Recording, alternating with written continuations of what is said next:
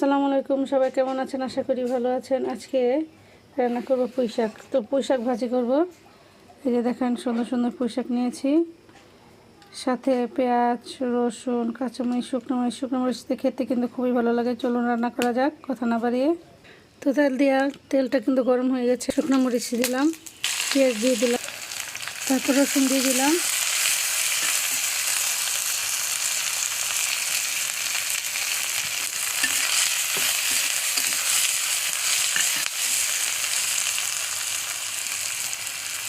সাথে এই যে কাঁচামরিচ ফালি দিয়ে দিলাম। লাল লাল করে ভেজে নেব। আচ্ছা, যতক্ষণ লাল লাল করে ভাজা না হয় ততক্ষণ ভাজবো, যেহেতু শাক একটু লাল লাল করে ভেজে নিলে এটা মজা লাগবে। তো এই যে প্রায় লাল লাল করে ভাজা হয়ে গেছে। আর একটু বেশি ভাজলে শাকের সাথে দিলে একটু বেশি পুড়ে যাবে। এই যে কিন্তু হয়ে গেছে।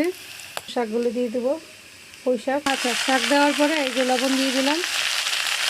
বেশি লবণ লাগবে না, যেহেতু শাক অনেক থাকলে কম হয়ে যাবে। তো এই যে নাড়াচাড়া করবো। শব্দ হয়ে গেছে, দেখেন শব্দটা। তো হালকা একটু নাড়ার পরে দেখেন শাকগুলো সেরকম মিশে গেছে, পানি উঠে গেছে।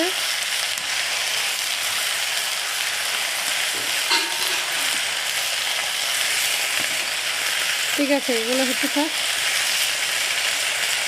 তো এই যে পুঁই শাক ভাজি হয়ে গেল সুন্দর।